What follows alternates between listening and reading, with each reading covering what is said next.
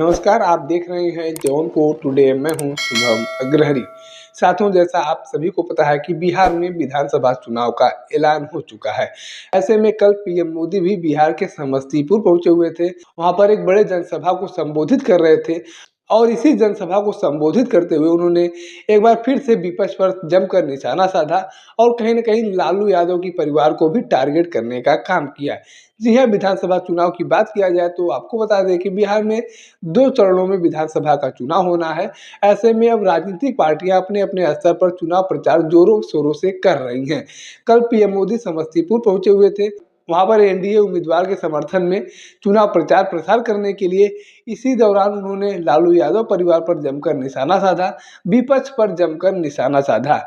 PM Modi के द्वारा जनसभा को संबोधित करते हुए सीधे तौर पर कहा गया कि यह लोग जमानत पर छूटे हुए लोग हैं, इन लोगों पर भरोसा करना ठीक नहीं है। जी हाँ, पीएम मोदी के द्वारा बताया गया कि एक बार फिर से बिहार की जनता एनडीए की सत्ता वापसी करने जा रही है। जिस तरीके से इतनी व्यस्ततम समय में आप लोगों ने हमारे लिए समय निकाला है, यह बता रही है कि एक बार फिर से आप लोग नीतीश कुमार की अगुवाई में बिहार में सत्ता वापसी करवा रहे हैं।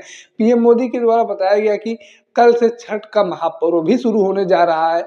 फिर भी बिहार के लोग इतनी बड़ी संख्या में इस जनसभा में पहुंचे हुए हैं, जो कहीं न कहीं इस बात का परिचायक है कि इस बार फिर से बिहार में एनडीए की सत्ता वापसी होने जा रही है। पीएम मोदी के द्वारा बताया गया कि विपक्ष के कुछ लोग हैं, जो जेल से जमानत पर छूटे हुए हैं और यह उनका चोरी का मामला है। और हमारी सरकार गरीबों की सेवा करने वाली सरकार है।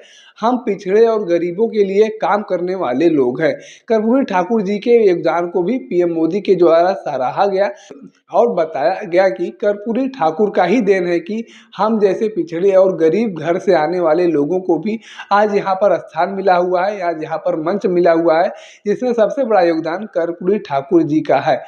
आज एनडीए की सरकार के द्वारा हर गरीब और हर पिछड़े वर्ग को सम्मान दिया जा रहा है, रहने के लिए आवास दिया जा रहा है, मुफ्त में इलाज की सुविधा उपलब्ध कराई जा रही है और इसके साथ ही साथ गरीब परिवार को शौचालय और राशन देने का भी कार्य हमारी सरकार के द्वारा किया जा रहा है।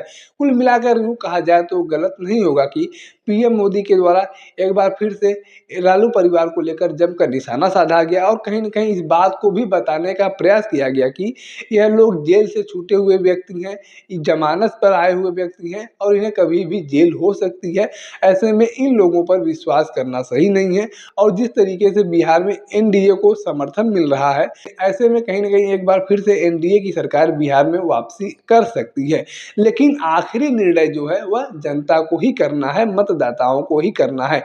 लोग भले ही कितने बड़े दावे कर लें, अटकलें लगा लें, वादे कर लें, लेकिन आखिरी निर्णय मतदाताओं के द्वारा मतदान के दौरान ही किया जाएगा और उनका भविष्य तय किया जाएगा कि कौन और अपने-अपने नेताओं का भविष्य तय किया जाएगा।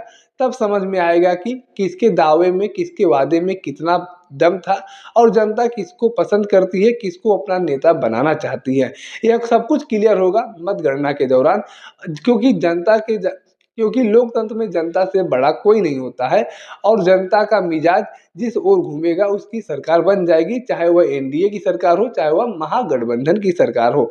हालाँकि वर्तमान समय में चुनाव प्रचार के दौरान दोनों ही दलें अपने-अपने स्तर पर चुनाव प्रचार करते हुए अपनी-अपनी सरकार बनने का दावा कर रही हैं।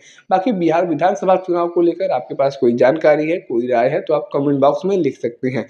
अगर आप वीडियो को फेसबुक पर देख रहे हैं तो पेज को फॉलो करें, यूट्यूब पर देख रहे हैं तो चैनल को सब्सक्राइब करना ना भूलें। साथ ही साथ आप हमारे पेज को, हमारे चैनल को इंस्टाग्राम और ट्विटर पर भी फॉलो कर सकते हैं। धन्यवाद।